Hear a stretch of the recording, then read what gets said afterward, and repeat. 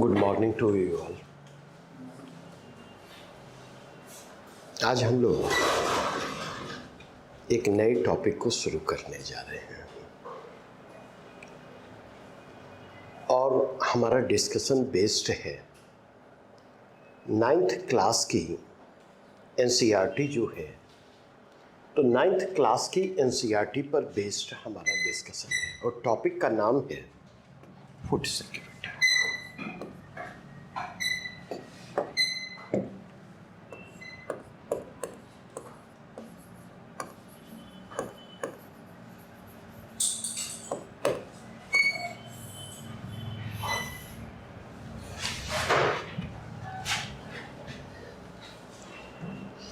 Basically अगर आप देखें तो इकोनॉमी में एनसीईआरटी बेस्ड अप्रोच के साथ पहली बार क्लास ले रहा हूं और फ्रैंकली कहूं तो इसको एंजॉय कर रहा हूं। और कई बार मुझे यह लगता है, और कई बार क्या अक्सर मैं कहूंगा ये लगता है कि एनसीईआरटी की पुस्तकों को आप लोग जितना लाइटली लेते हैं उतना लाइटली लेना उचित नहीं है क्लास 9 की एनसीईआरटी। और मैं कहूंगा जितने चैप्टर मैंने आपके साथ डिस्कस किए हैं आप जाएं, प्रीवियस ईयर के पेपर को पलटे मेंस के पॉइंट ऑफ व्यू से, और आप यह देखें कि मेंस के उन प्रश्नों के उत्तर यहां से मिल रहे हैं या नहीं मिल रहे, यह देखने की जरूरत है। सवाल यह उठता कि जब हम फूड सिक्योरिटी की बात करते तो 3 प्रश्न हमारे मन में उभर करके सामने आते। पहला प्रश्न जो हमारे मन में उभर करके सामने आता वह है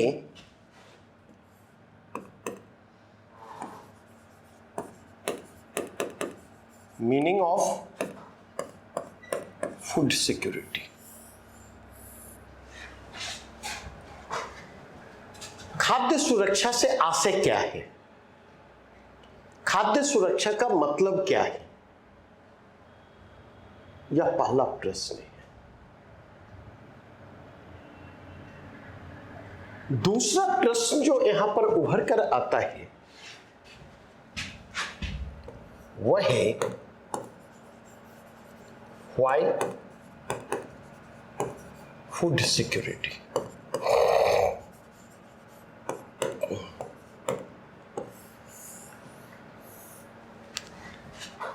और तीसरा प्रश्न जो उभर करके आता है फूड सिक्योरिटी फॉर होम।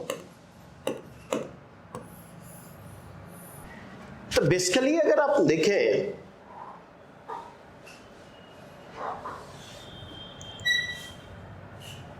तो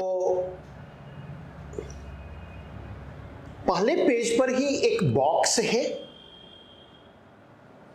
जिस बॉक्स में फूड सिक्योरिटी की बदलती हुई अवधारणा जो है उस पर विचार किया गया है।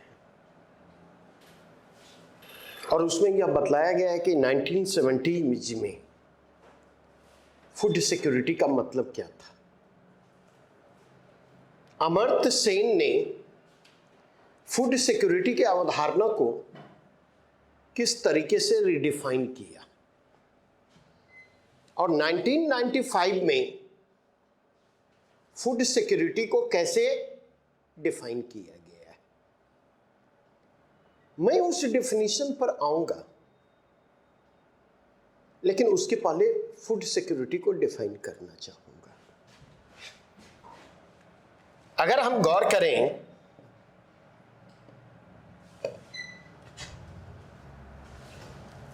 तो फूड सिक्योरिटी की संकीर्ण परिप्रेक्ष्य में भी व्याख्या हो सकती।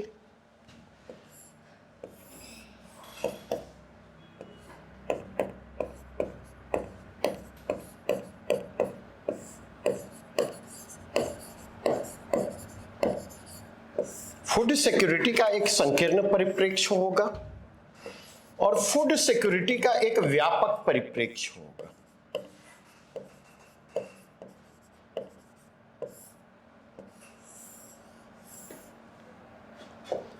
फूड सिक्योरिटी का एक संकीर्ण परिप्रेक्ष्य होगा और फूड सिक्योरिटी का एक व्यापक परिप्रेक्ष्य होगा। अगर हम संकीर्ण परिप्रेक्ष्य में फूड सिक्योरिटी की व्याख्या करें, नहीं तो इसका संबंध किन चीजों से जाकर के जुड़ता? तो संकीर्ण परिप्रेक्ष्य में फूड सिक्योरिटी का संबंध जुड़ता है खाद्यान्न पदार्थों की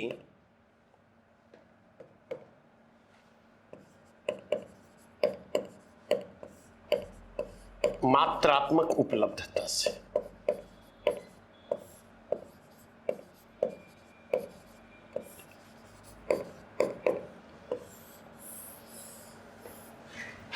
quantitative availability of food grains से,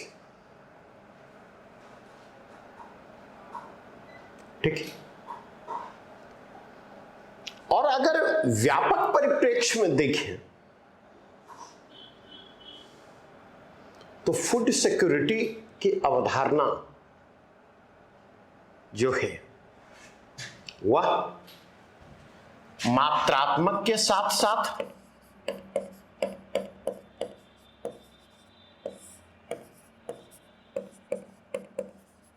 गुणात्मक पहलुओं को भी समाहित करती है।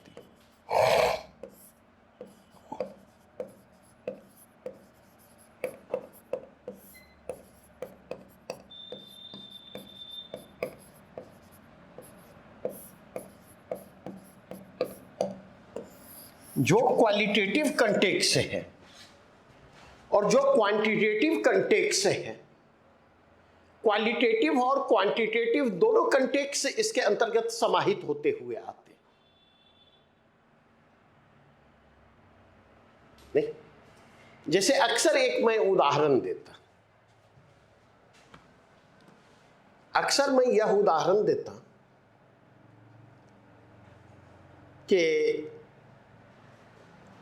अभी भी अगर आप देखें तो देश के अन्य हिस्सों की तुलना बिहार में शादी की आयु ज्यादा है या कम है? अपेक्षाकृत कम है। कई बार आप देखेंगे, हो सकता है आप में से भी किसी पर शादी का दबाव हो। गार्जियन क्या कन्विंस करने की कोशिश करते हैं आपको? नहीं, आप पढ़ाई का हवाला देंगे, आप कैरियर का हवाला देंगे, गार्जियन के क्या तर्क होंगे? शादी का मतलब ये नहीं है कि आप घर बैठे, आप तर्क देंगे खिलाएंगे क्या? उनका जवाब क्या आएगा? तुम आराम से शादी कर लो, अपना रह करके तैयारी करो, बहू रहेगी यहां पर। नहीं, खाने की बात है तो जैसे 4 आदमी खा रहे हैं वैसे 5वीं भी खाएगी, जैसे 4 आदमी पहन रहे हैं वैसे 5वीं भी पहनेंगी। तो यहां पर जो प्रश्न उभर करके आता, ये जो जैसे 4 आदमी खा रहे हैं 5वीं भी खाएगी, जैसे 4 आदमी पहन रहे हैं 5वीं भी पहनेंगी, इसकी व्याख्या किस रूप में? वहां पर अगर आप जाकर के देखें तो बहू की जरूरतों को डिफाइन किया जा रहा है, 2 टाइम भोजन मिल जाना चाहिए और साल में 2 कपड़े मिल जाने चाहिए। इससे अधिक एक बहू की क्या जरूरत होगी? नहीं, ना उसकी मेंटल नीड होगी, ना उसकी इमोशनल नीड होगी, ना उसकी फिजिकल नीड होगी। तो अगर आप जाकर के देखें, लेकिन क्या आपके लिए यह तर्क कन्विंसिंग है क्या? बतलाइए। क्योंकि आप समझ रहे हैं,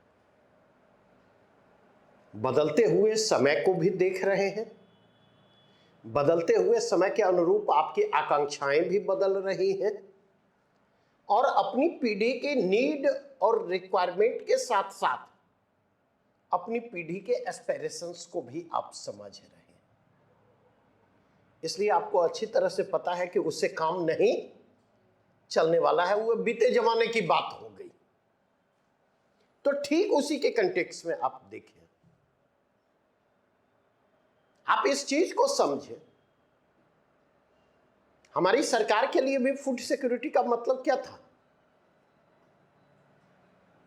हमारी सरकार के लिए भी फूड सिक्योरिटी का मतलब या अभी ही क्या मतलब है? कोविड के समय को आपने देखा नहीं? पर यूनिट जो है 5 किलो गेहूं या चावल या फिर गेहूं और चावल उपलब्ध करवा दिया गया, और सरकार ने मान लिया कि इसके माध्यम से हमने फूड सिक्योरिटी को इंश्योर कर दिया। माना ये नहीं माना? नहीं। अगर आप जाकर के देखें तो उस समय बिहार में विधानसभा चुनाव भी था नहीं, और बड़े पैमाने पर आप क्या पाएंगे? बड़े पैमाने पर आप पाएंगे लोगों ने क्या किया? जो नेता थे, छुटवहिए नेता, क्योंकि पंचायत चुनाव भी नजदीक था, अर्बन लोकल बॉडी के चुनाव भी मौजूद थे, नजदीक थे, विधानसभा के चुनाव भी मौजूद थे। तो आधा किलो चूड़ा आपके हाथ में थमा करके फोटो खिंचा करके, या सरे हुए गेहूं को पिसवा करके वो सरा हुआ आटा आपके हाथ में थमा के फोटो खिंचवा करके उन्होंने भी मान लिया कि हमने आपकी फूड सिक्योरिटी को इंश्योर कर दिया। कोविड के समय में हमारा एक एनजीओ है, 2.5 अखर फाउंडेशन, और संयोग से उस समय पटना में आया नहीं था, नहीं पटना आ चुका था जस्ट उसके बाद, तो फर्स्ट लॉकडाउन में यहीं पर फंसा। तो 2.5 अखर फाउंडेशन के माध्यम से हम लोगों ने भी रिलीफ कार्यक्रम चलाया, लोगों के सहयोग के माध्यम से। और रिलीफ कार्यक्रम की जब रूपरेखा तैयार कर रहा था तो हमने यह निर्धारित किया, जो सब कर रहे हैं वो हम नहीं करेंगे, जो सब दे रहे हैं वो हम नहीं देंगे। ठीक। और फिर हमने जो ड्रॉ आउट किया मैप, उसमें हमने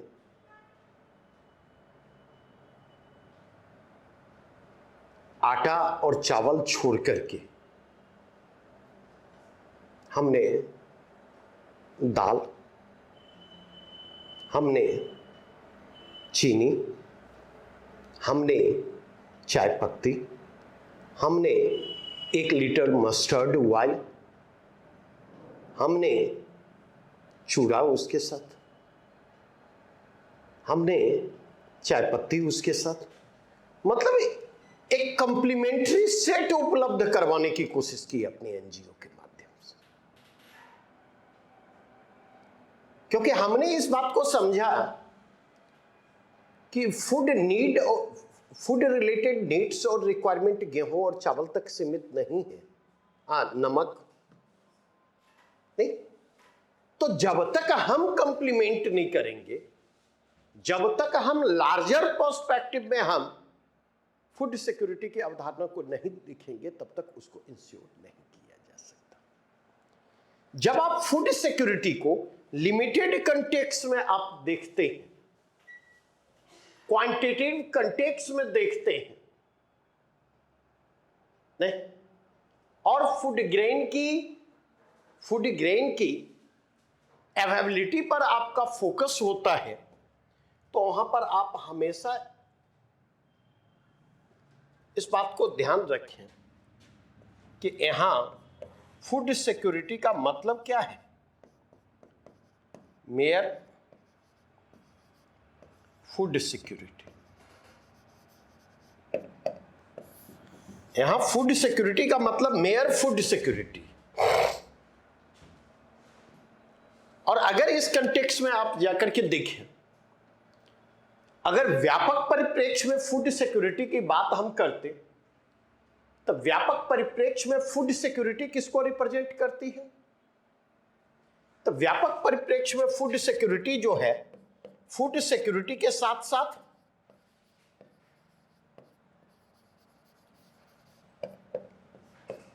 न्यूट्रिशन सिक्योरिटी को रिप्रेजेंट करती है।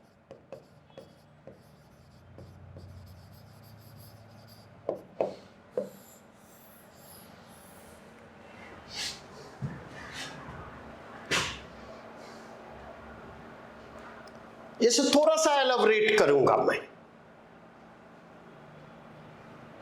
नहीं, और थोड़ा सा एलैबोरेट किस कंटेक्स्ट में करूंगा, नहीं, भारत सरकार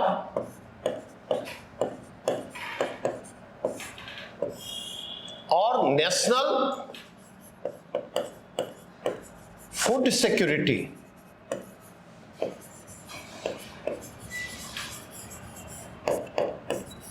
एक्ट 2013,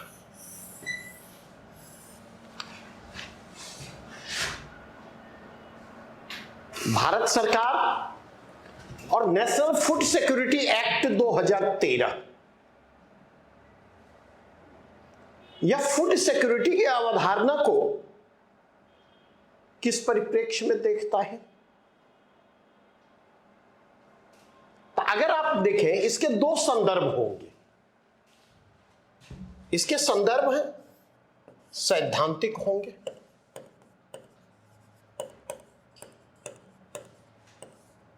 थ्योरेटिकल कंटेक्स्ट होंगे, और इसके संदर्भ व्यावहारिक होंगे।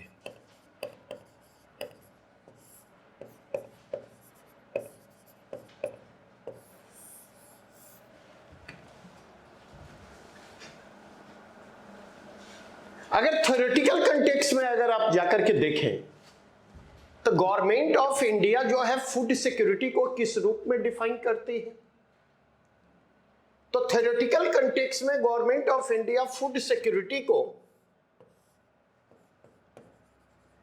फूड सिक्योरिटी के साथ साथ न्यूट्रिशन सिक्योरिटी के कंटेक्स्ट में डिफाइन करती है।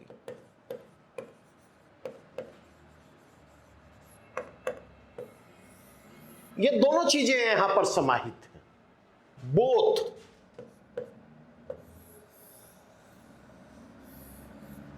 लेकिन अगर आप जाकर के देखें तो इसके कंटेक्स्ट सांकेतिक हैं, इसके कंटेक्स्ट जो हैं सिंबॉलिक हैं, इसके संदर्भ सिंबॉलिक हैं, सांकेतिक संदर्भ हैं। उन सांकेतिक संदर्भों को यहां पर समझने की जरूरत है।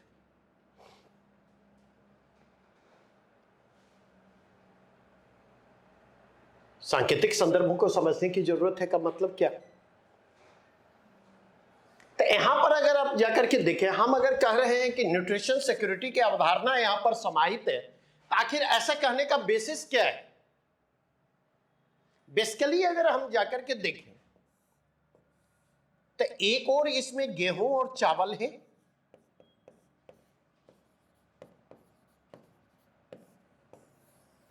दूसरी ओर अगर आप जाकर के देखें तो मोटा अनाज है।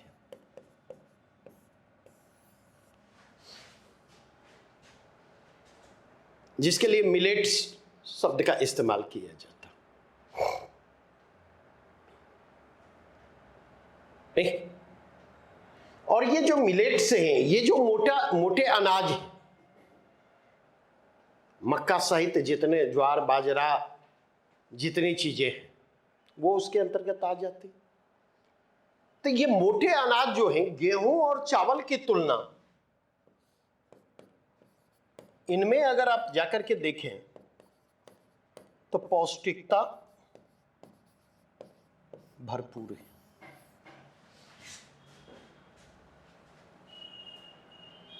गेहूं और चावल की तुलना अगर आप देखें तो मोटे अनाज जो है, जहां गेहूं और चावल मेयरली आपके फूड सिक्योरिटी को इंश्योर करते, वहीं मोटे अनाज आपको फूड सिक्योरिटी के साथ साथ न्यूट्रिशनल सिक्योरिटी को भी इंश्योर करते। और कुछ नहीं आप जानते हो, कुछ नहीं समझते। एक टर्म तो आजकल सुना होगा, मल्टीग्रेन। नहीं, हाई प्रोफाइल सोसाइटी जो है उसमें मल्टीग्रेन का प्रचलन बढ़ा है या घटा है? बताइए। बढ़ा है। अब सवाल यह उठता, क्यों बढ़ा है? उसके पीछे रीजन क्या है? नहीं, घर जाएंगे तो घर जाने के बाद पिताजी से बात कीजिएगा, घर जाएंगे, घर जाने के बाद माताजी से बात कीजिएगा, दादा से बात कीजिएगा, दादी से बात कीजिएगा। नहीं, पहले जो मल्टीग्रेन का कॉन्सेप्ट था और अब जो मल्टीग्रेन का कॉन्सेप्ट है वो अलग है या सिमिलर है? नहीं? क्या आपको नहीं लगता कि आज जो मल्टीग्रेन आप मार्केट में जाकर के लेते हैं उसमें गेहूं और चावल के अलावा ये जो मोटे अनाज हैं वे उसके अंतर्गत समाहित हैं और वे कहीं अधिक न्यूट्रिशियस हैं? लेकिन पहले मल्टीग्रेन जो है उसका प्रचलन था या नहीं था? एक डिफरेंट फॉर्म में। हम लोग अपने बचपन को याद करते नहीं, तो शाम में जो है देखता था मकई का भूजा या सतंजा का कॉन्सेप्ट है, मतलब कनेक्ट करें। मकई की रोटी हर घर में बनती थी। नहीं, गरीब घरों में मजबूरी में गेहूं की रोटी कम बनती थी और जो थोड़े साधन संपन्न होते थे वहां पर पहले तो उसका बहिष्कार होता है, लेकिन लेटर फेज में उसको शौक से मकई की रोटी बनाई जाती। शाम के समय में नाश्ता क्या होता था? भूजा, कभी चावल का, कभी चूरा का, कभी पता चला मकई का, कभी चना का। ऐसा होता था या नहीं? नहीं। तो वहां अभी जो मल्टीग्रेन तैयार होता है पेट के बाहर, और उस समय जो मल्टीग्रेन तैयार होता था हमारी बॉडी के भीतर, एक दिन मकई की रोटी खा ली, एक दिन गेहूं की रोटी खा ली, एक दिन चावल की रोटी खा ली। नहीं, और अगर आप जाकर के देखें तो हमारे फूड हैबिट में इतना वेरिएशन था कि हर कंपोनेंट हमें मिलता चलता था। अब ये बातें समझ में आई या नहीं? लेकिन एक शब्द मैंने यूज किया है और वह शब्द क्या है? वह है कि यह सिंबॉलिक है।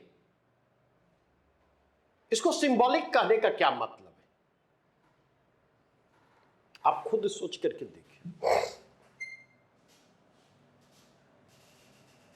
पीडीएस सिस्टम के तहत राशन जो उपलब्ध करवाए जा रहे हैं उससे प्राइम बेनिफिशियरी कौन है? टारगेट बेनिफिशियरी कौन है? आप कहें प्राइमरली बीपीएल पॉपुलेशन, जो आबादी गरीबी रेखा के नीचे जीवन गुजर बसर कर रही है, और उसके अलावा कहें तो एपीएल पॉपुलेशन का भी बड़ा हिस्सा जो गरीबी रेखा के नीचे नहीं है, गरीबी रेखा से ऊपर है, लेकिन एक झटका जिसको एपीएल से बीपीएल में तब्दील कर सकता है।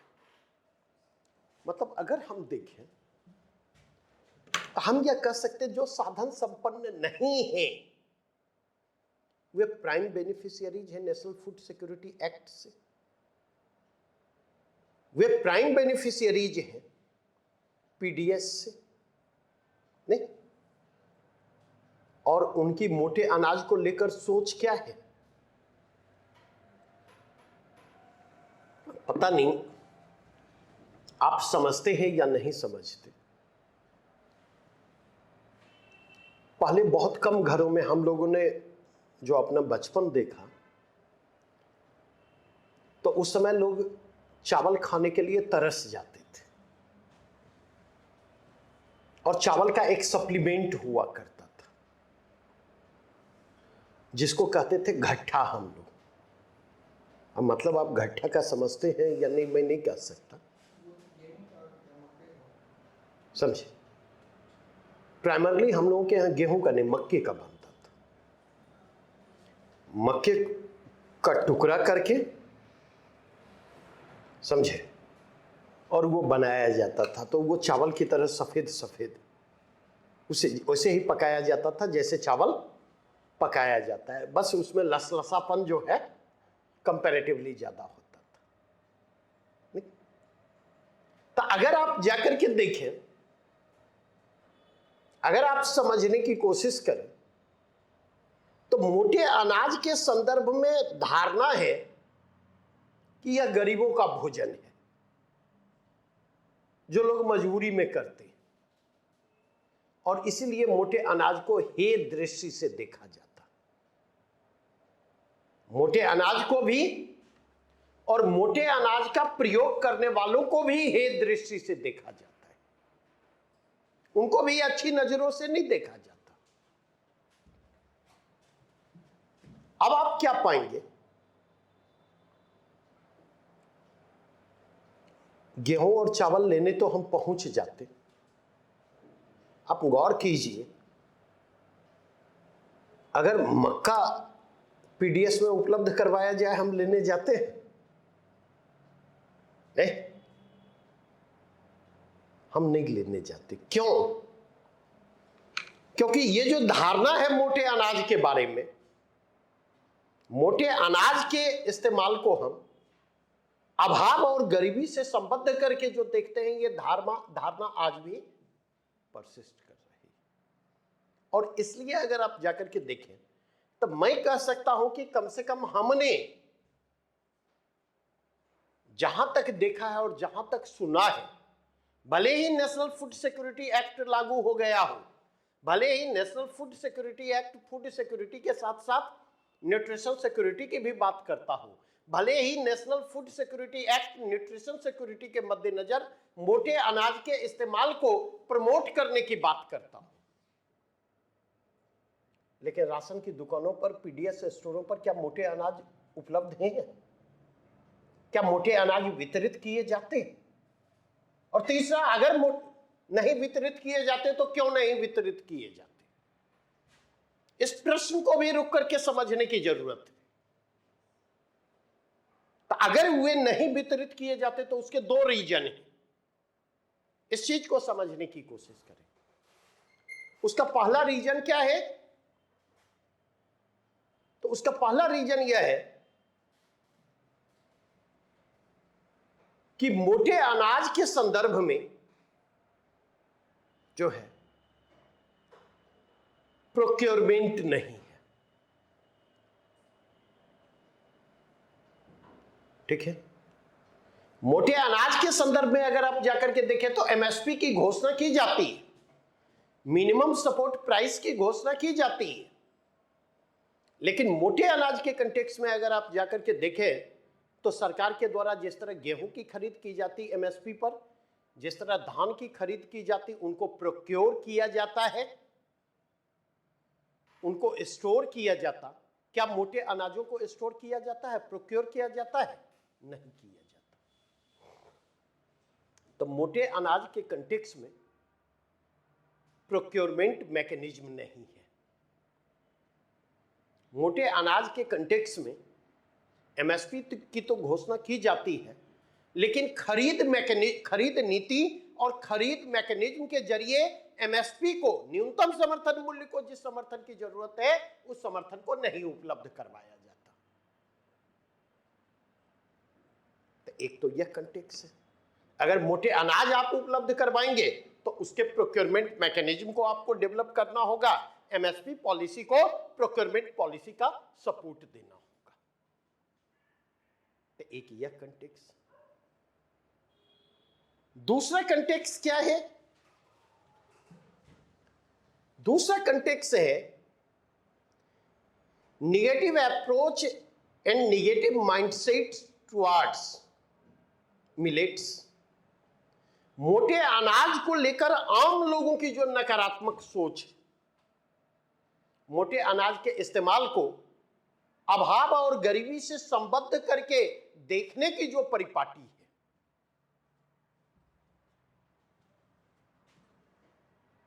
उसके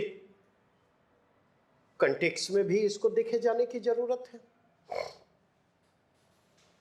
ये चीजें भी वहां पर महत्वपूर्ण है, हम उसको डिनाई नहीं कर सकते। तो एक तो ये पहलू हो गए। दूसरा पहलू, जब हम न्यूट्रिशन सिक्योरिटी की बात करते, जब हम पोषण सुरक्षा की बात करते, जब हम पोषकता की बात करते हैं, तो उसके कंटेक्स्ट में महत्वपूर्ण क्या है? तो अगर उस कंटेक्स्ट में हम जाकर के देखें, अगर उस कंटेक्स्ट में हम जाकर के देखें तो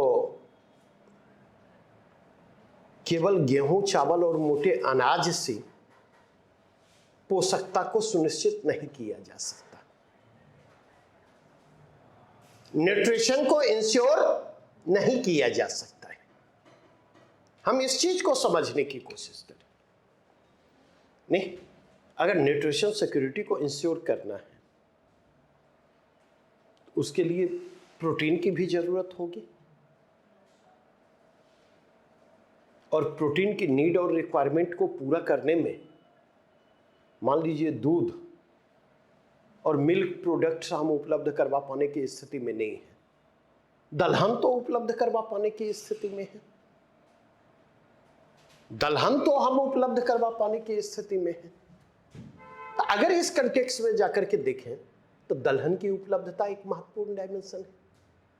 क्या नेशनल फूड सिक्योरिटी एक्ट जो है दलहन की उपलब्धता को इंश्योर करता है? बताइए। वाइल्ड सीड्स की उपलब्धता को, एडिबल वाइल्ड की उपलब्धता को इंश्योर करने की जरूरत होगी, जिसको खाद्य तेल कहते हैं।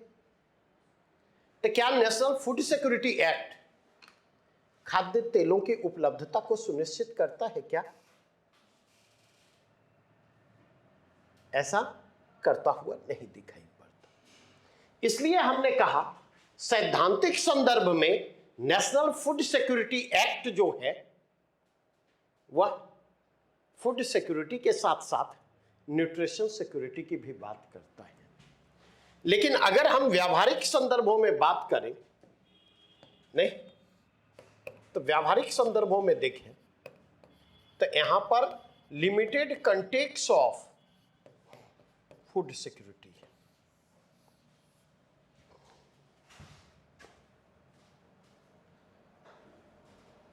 नेशनल फूड सिक्योरिटी एक्ट भी व्यावहारिक संदर्भों में देखें तो खाद्य सुरक्षा को व्यापक संदर्भों में लेने की बजाय खाद्य सुरक्षा को की व्याख्या संकीर्ण परिप्रेक्ष्य में करता है। नहीं, अर्थात मात्रात्मक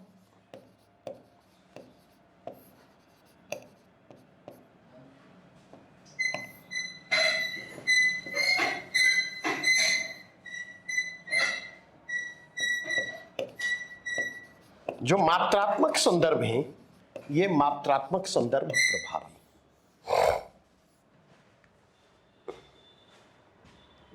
कोई दिक्कत इसमें यहां तक में?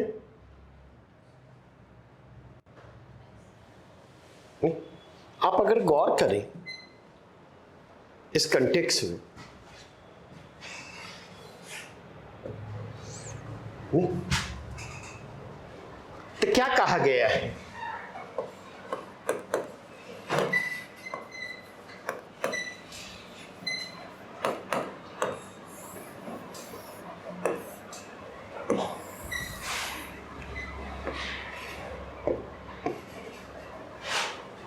क्या कहा गया?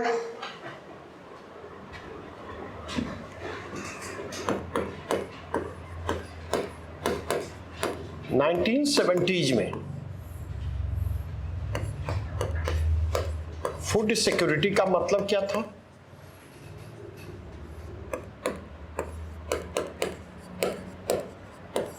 गौर कीजिएगा, तो दो बातें की गई नहीं। इसकी फूड सिक्योरिटी की व्याख्या आधारिक खाद्य पदार्थ,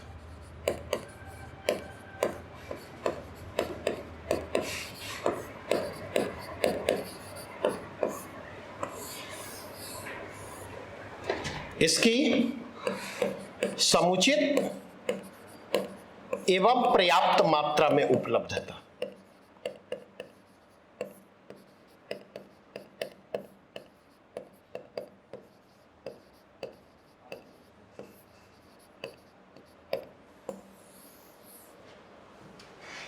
इसका मतलब समझ में आया नहीं? बेसिक फूड आइटम्स, और बेसिक फूड आइटम्स का मतलब क्या हो गया बतलाइए?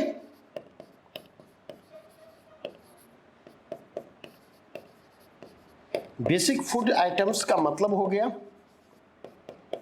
गेहूं, चावल सहित फूड ग्रेन,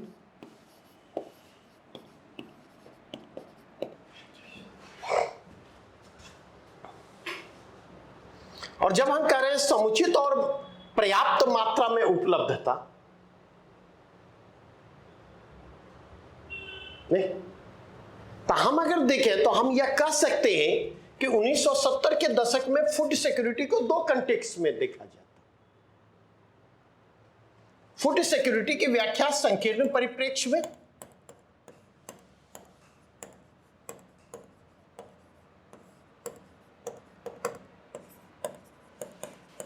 लिमिटेड सेंस में व्याख्या की गई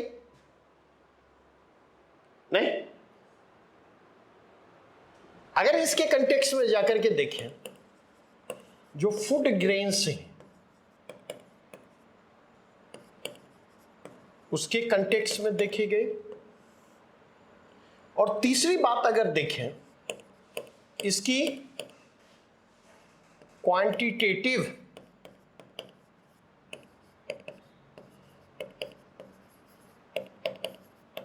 अवेलेबिलिटी को फोकस किया गया।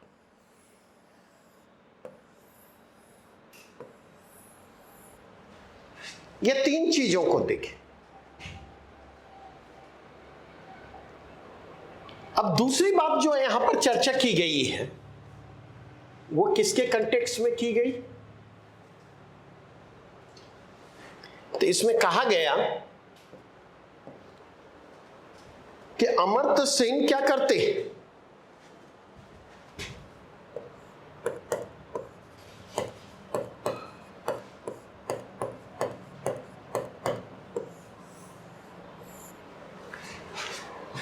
अमर्त्य सेन ने क्या किया? यहां पर इन अमर्त्य सेन ने पहुंच पर जोर दिया।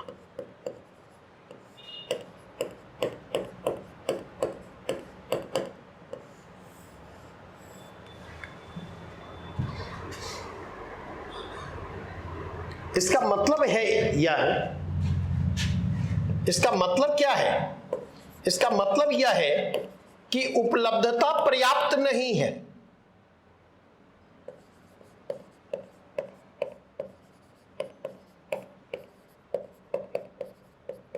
उपलब्धता अपने आप में काफी नहीं है।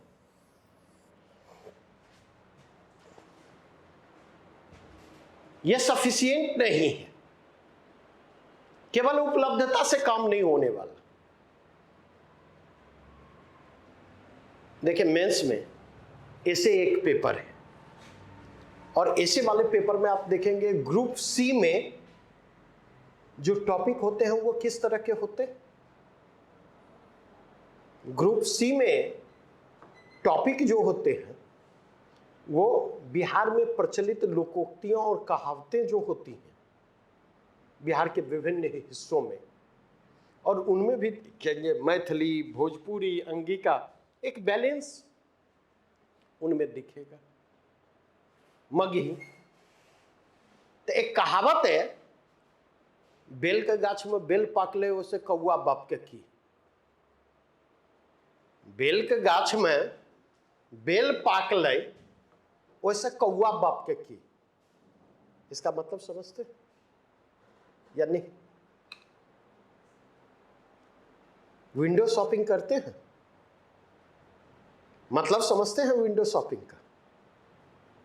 नहीं,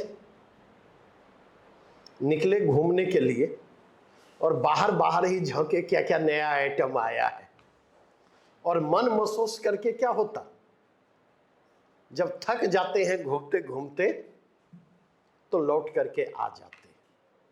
क्यों? लाख हमें कोई चीज पसंद आ जाए, लाख कोई चीज हमें भा जाए, लेकिन चूंकि हमारा पॉकेट अलाउ नहीं करता इसलिए हम उसका इस्तेमाल नहीं कर सकते। यही होता है ना। तो ये जो कहावत है, यह कहावत विंडो शॉपिंग की विडंबना की ओर इशारा करता है, इशारा करती है कहावत। क्योंकि आम अगर पके, नहीं, आम पके, सेब पके, नारंगी पके, अमरूद पके, तो कौवे को फायदा है, क्योंकि कौवे की चोंच की पहुंच उसके गूदे तक है। नहीं, लेकिन बेल कच्चा हो या बेल पका हुआ हो, इससे कौवे को फर्क पड़ता है। क्योंकि बेल की सख्त दीवारों को भेद पाने में और बेल की सख्त दीवारों को भेद कर बेल के गूदे तक पहुंच पाने में कौवा समर्थ नहीं है। नहीं, तो कहने का तात्पर्य यह कि उपलब्ध हैं सारी चीजें। क्या इससे फूड सिक्योरिटी को इंश्योर किया जा सकता? इससे फूड सिक्योरिटी को इंश्योर नहीं किया जा सकता। इसके लिए आवश्यकता किस बात की है? इसके लिए आवश्यकता इस बात की है, उन तक पहुंच भी होनी चाहिए।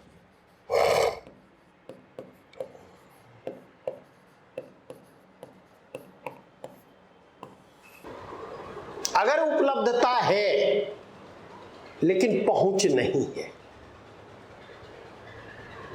अगर उपलब्धता है और पहुंच नहीं है, तो इसका मतलब वह अनुपलब्ध है।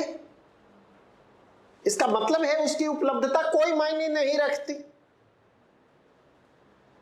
नहीं? और अगर इस कंटेक्स्ट में जाकर के देखें तो इस पहुंच के लिए आवश्यकता किस बात की है?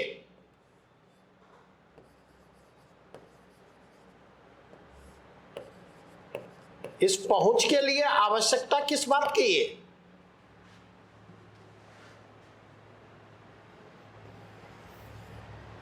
दो चीजों की आवश्यकता है। एक,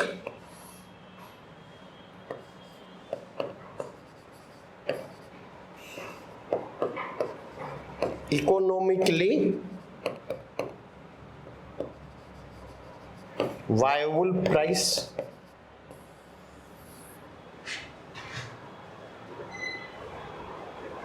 अर्थात ये वहनीय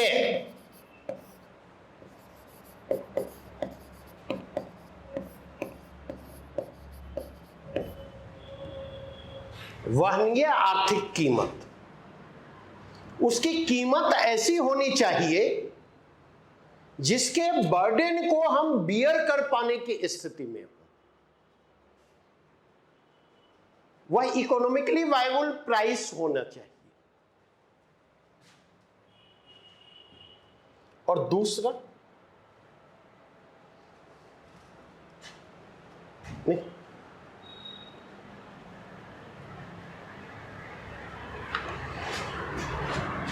उस कीमत को चुका पाने में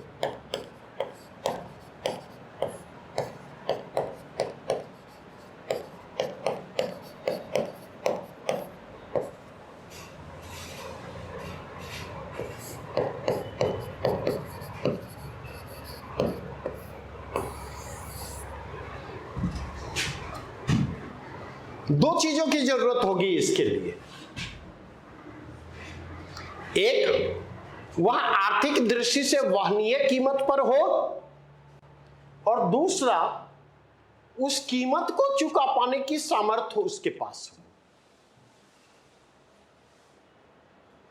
कैपेबल हो वह व्यक्ति उस प्राइस को बियर करने के लिए।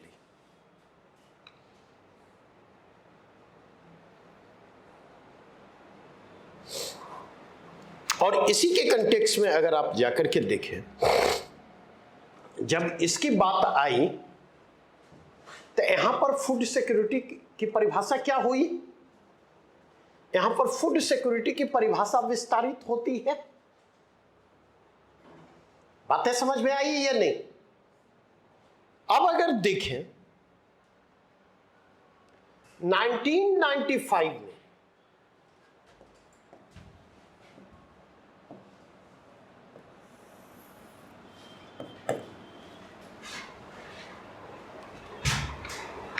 नहीं, वर्ल्ड फूड समिट 1995, इसने क्या किया? तो इसने फूड सिक्योरिटी को क्या किया? रिडिफाइंड किया।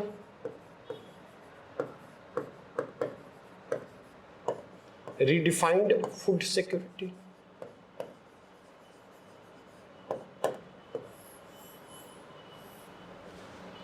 और किस रूप में इसने फूड सिक्योरिटी को रिडिफाइन किया?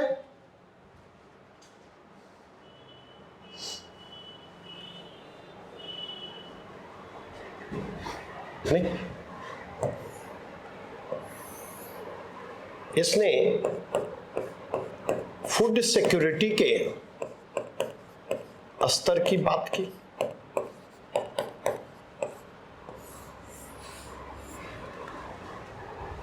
इसने बात की फूड सिक्योरिटी को किसके कंटेक्स्ट में देखा जाना चाहिए? इंडिविजुअल के कंटेक्स्ट में।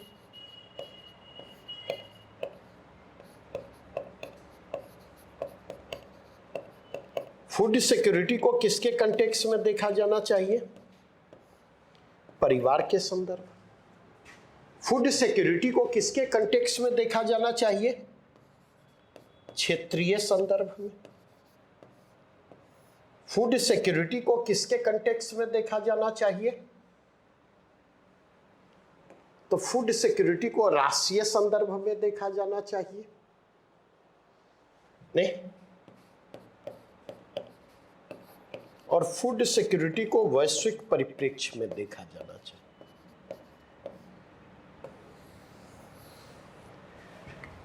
इंडिविजुअल के कंटेक्स्ट में फूड सिक्योरिटी को देखा जाना चाहिए।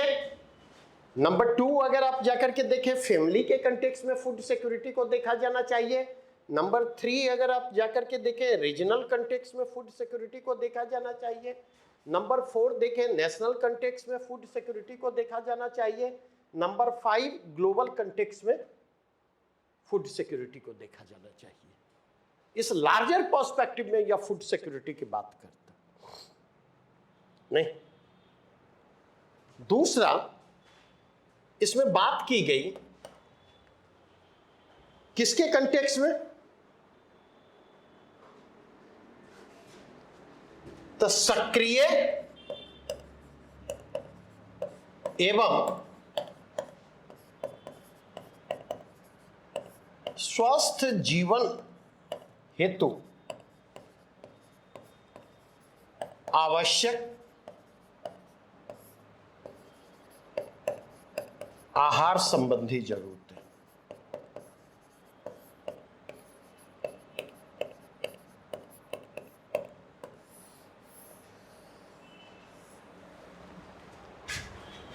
मतलब एक्टिव एंड हेल्दी लाइफ की जो फूड रिक्वायरमेंट है उससे कनेक्ट करके इसको देखा गया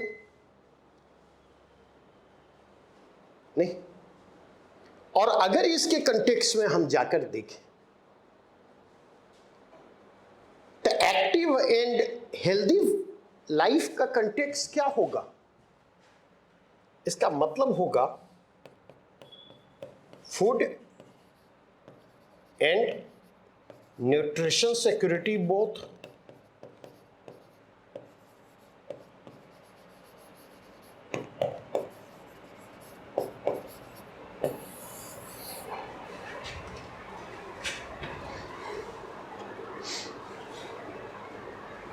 इसके कंटेक्स्ट में देखा गया। और क्या कहा गया? तो तीसरी बात यहां पर की गई, इन जरूरतों को पूरा करने के लिए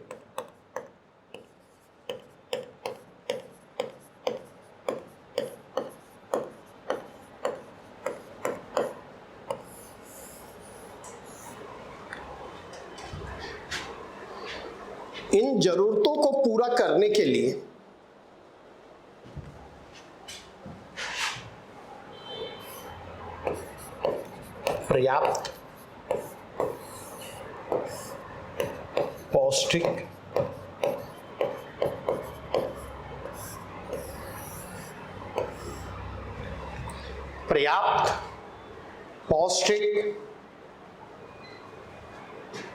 ठीक है और सुरक्षित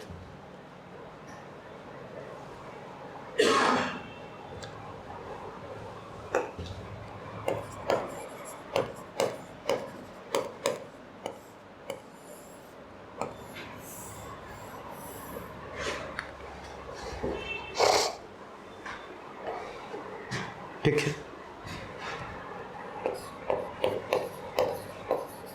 फूड्स तक सभी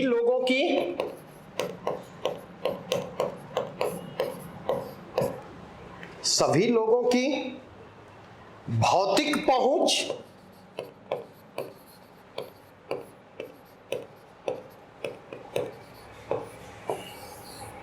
और आर्थिक पहुंच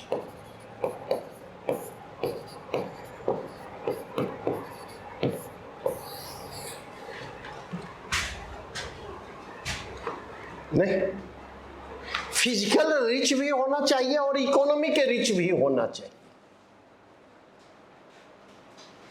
तो अगर इसके कंटेक्स्ट में देखें तो 1996 में फूड एंड एग्रीकल्चरल ऑर्गेनाइजेशन द्वारा जो परिभाषा दी गई है,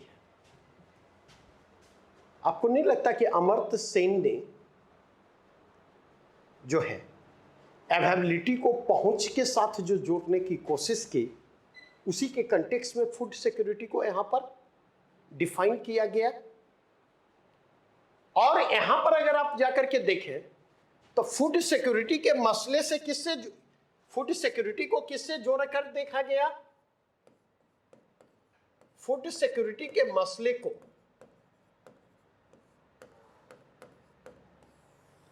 किससे जोड़कर देखा जाना?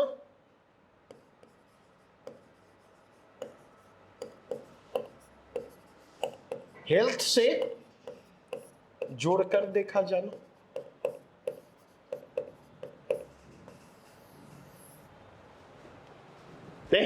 फूड सिक्योरिटी के मसले को किससे संबद्ध करके देखा गया? एक्टिव लाइफ से जोड़कर देखा जाना। क्योंकि हमेशा ध्यान रखेंगे एक्टिव लाइफ का संबंध किससे जाकर जुड़ेगा? हेल्दी लाइफ से जुड़ेगा। अगर आप हेल्दी हैं तो आपका लाइफ एक्टिव होगा, और जितने अनहेल्दी होंगे एक्टिव लाइफ पर उतने क्वेश्चन मार्क लगेंगे। इस चीज को रुक करके समझने की जरूरत है। कोई डाउट? तो अब अगर आप जाकर के देखें, अब अगर हम फूड सिक्योरिटी की अवधारणा को हम रीडिफाइन करें, आसान बनावे, ये तो हमने उस बॉक्स में जितनी चीजों की चर्चा है उसको हमने आपको एक स्ट्रक्चर में आपके सामने रखा ताकि आपको समझने में सुविधा हो। कई बार आप लोग प्रश्न पूछते हैं कि एनसीईआरटी पढ़े कैसे, और इस प्रश्न का उत्तर देना मेरे लिए बड़ा मुश्किल होता है, नहीं? क्योंकि किसी चीज को पढ़ने के लिए क्या चाहिए? आंखें होनी चाहिए,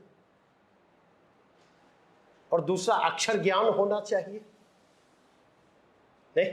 तो आंखें भी दुरुस्त हैं, अक्षर ज्ञान भी है, तब पढ़ने में दिक्कत क्या है? नहीं?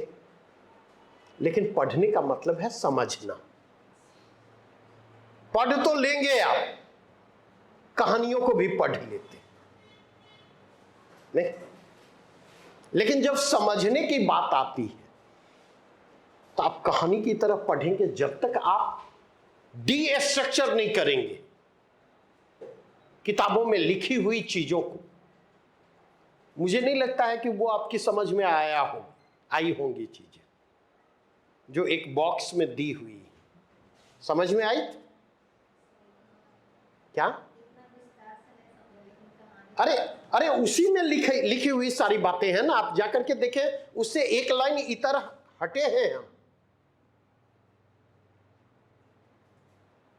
क्यों?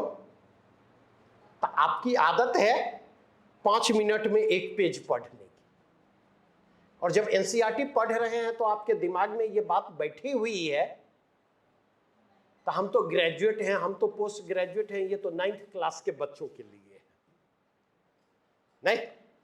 तो चलते चलते देख लिया टाइप से आप पढ़ते तो परेशानियां तो आएंगी। जबकि आवश्यकता किस बात की है? कलम उठाने की, नहीं? और गाजिया की तरह ईद भी मनाइए और होली भी मनाइए। नहीं, अभी मेरी बात नहीं समझ में आएगी, शादी ब्याह एक बार हो जाने दो, समझ? तो मेरी बातों की क्या अहमियत है उसके बाद समझ में आएगी, नहीं?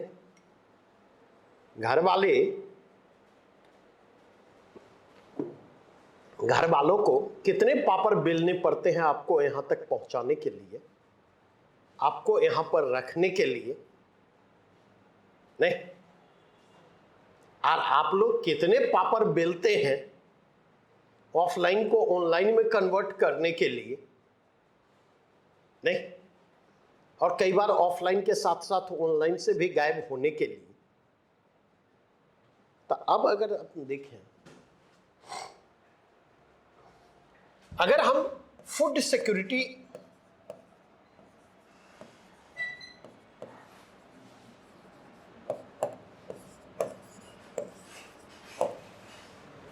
साइकिल की बात करें,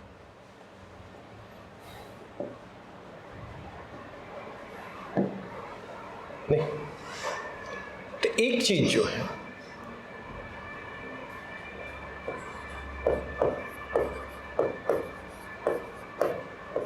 हो सकता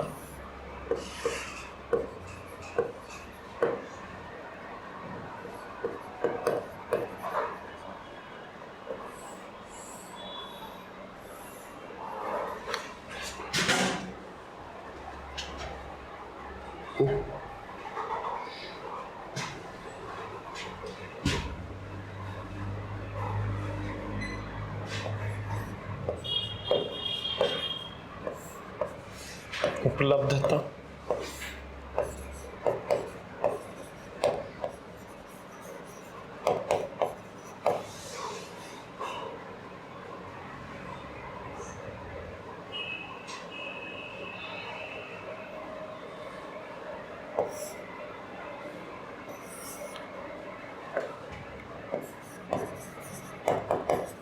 अवेलेबिलिटी,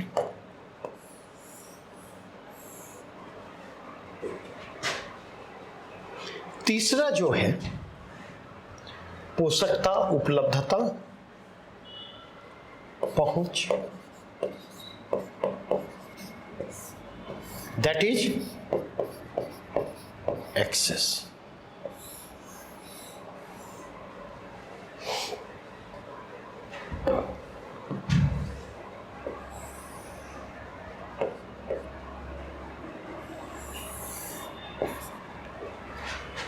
क्या इतने में फूड सिक्योरिटी हो जाएगा? हो जाएगी। अगर आप जाकर के देखें तो इसके साथ एक और चीज की जरूरत होगी।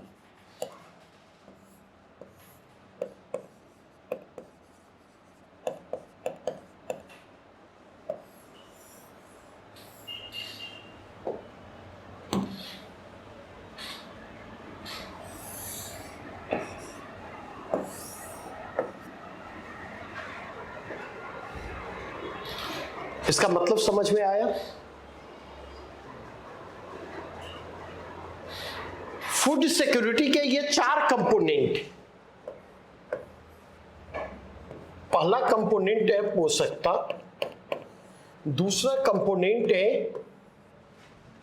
उपलब्धता, तीसरा कंपोनेंट है पहुंच, चौथा कंपोनेंट है पाचन।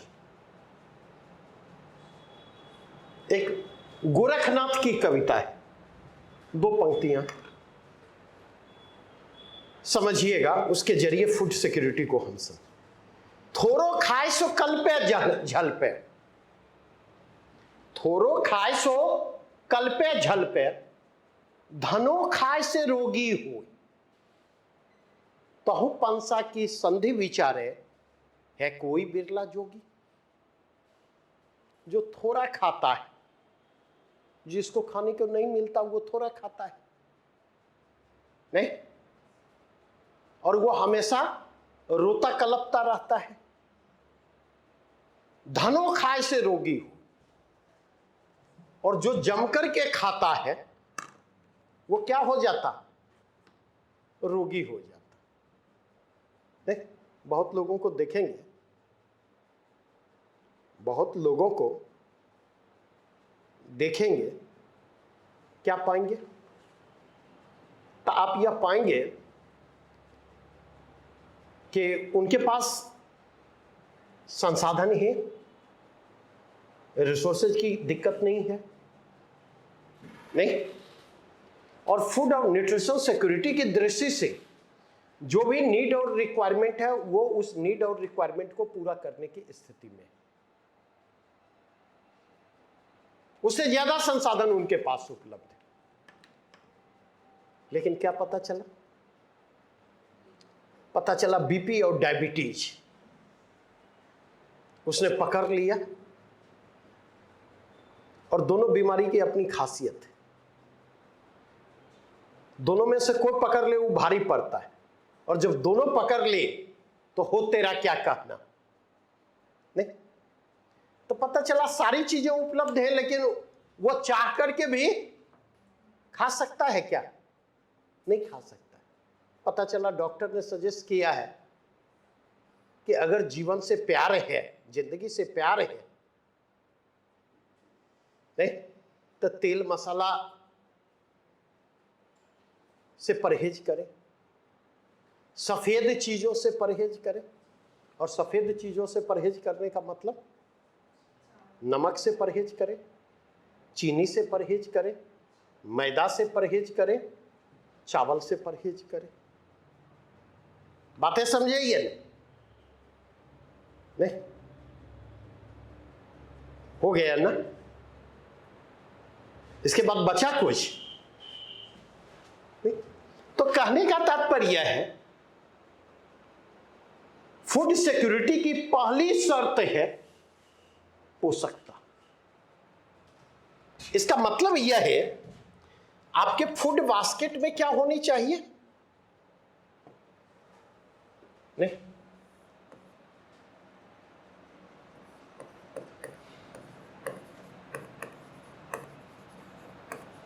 फूड बास्केट में विविधता होनी चाहिए।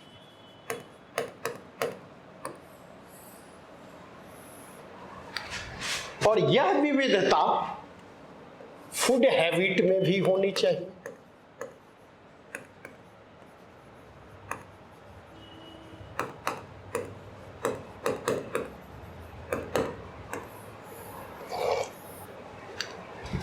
पहले अगर लोग जाकर के देखें, नहीं तो पहले लोग देखेंगे आधा किलो चावल का भात खा जाते थे। आप खा जाएंगे? 250 ग्राम खा जाएंगे? नहीं। पहले लोग जो है 14 रोटी 15 रोटी खाते थे, बनाने वाले की तो ऐसी की तैसी। आप खा जाएंगे? नहीं खा जाएंगे। क्यों? इसलिए क्योंकि पहले फूड बास्केट जो हमारा था वो बहुत डाइवर्सिफाइड नहीं था। आज के कंटेक्स्ट में देखेंगे तो फूड बास्केट में आपको डाइवर्सिटी दिखाई पड़ेगी। फूड ग्रेन भी उसमें मिलेंगे, पल्सेज भी मिलेंगे, मिल्क प्रोडक्ट भी मिलेंगे, फ्रूट्स भी मिलेंगे, वेजिटेबल डिफरेंट टाइप्स के मिलेंगे। नहीं, भोज में ज्यादा खा पाते हैं, घर में ज्यादा खाते हैं या भोज में? अगर मैं कहूं कहां ज्यादा खाना होता है? घर में। भोज में क्यों नहीं? बेसिकली अगर देखें तो घर में लिमिटेड चॉइस होते हैं, तो उसी रोटी सब्जी में काम चलानी है। भोज में कई सारे आइटम होते, तो रोटी पर निर्भरता क्या होती है, चावल पर निर्भरता क्या होती है? घट जाती है, क्योंकि इंग्रेडिएंट बढ़ जाते हैं। दूसरा कंटेक्स्ट देखें, उपलब्धता। यह कब संभव होगा? फूड बास्केट डाइवर्सिफाइड कब होगा और आपके फूड हैबिट में डाइवर्सिटी कब होगी? उसके लिए आवश्यकता है जब वो समुचित और पर्याप्त मात्रा में उपलब्ध हो।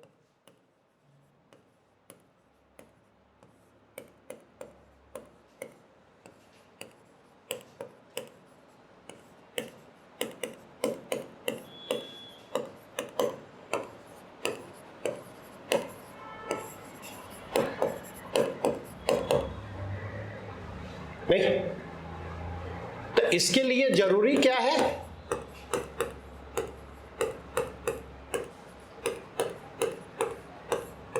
इसके लिए जरूरी है उपलब्धता।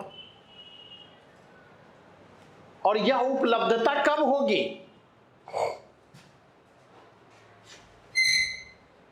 नहीं, कब? ऐसा कब होगा? तो इसकी दो शर्तें उपलब्धता की। क्या शर्तें हैं? जब पर्याप्त मात्रा में उत्पादन हो,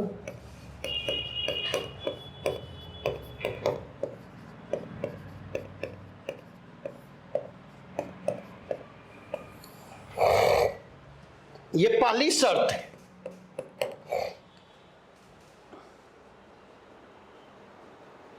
नहीं, और दूसरी शर्त क्या है? उन तक पहुंच हो।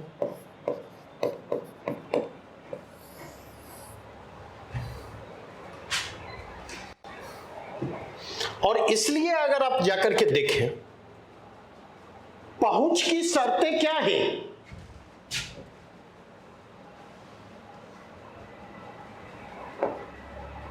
पहुंच की शर्तें क्या हैं?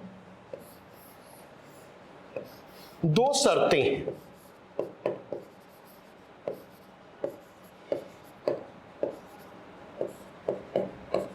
इकोनॉमिकली वायबल प्राइस, वहनीय कीमत हो। और दूसरा सामर्थ्य हो, कैपेबिलिटी हो खरीदने की। इसका संबंध किससे जाकर जुड़ेगा? परचेजिंग पावर से। जब तक परचेजिंग पावर नहीं होगी, जब तक खरीदने की क्षमता नहीं होगी, तब तक यह संभव नहीं होगा। नहीं। लेकिन सिर्फ इतने से फूड सिक्योरिटी संभव नहीं। जरूरी किस बात की है? जरूरी इस बात की है कि पाचन भी हो, शरीर उसे डाइजेस्ट करने की स्थिति में हो।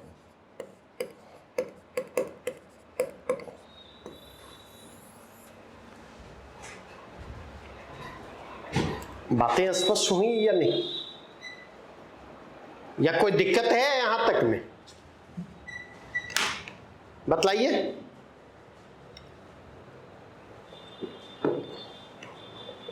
ये बातें समझ में आई? इतनी शर्तें हैं तब फूड सिक्योरिटी संभव होगा, अदरवाइज नहीं। यहां तक में कोई दिक्कत हो, कोई भी प्रश्न हो, किसी भी प्रकार की दुविधा हो तो पूछ सकते।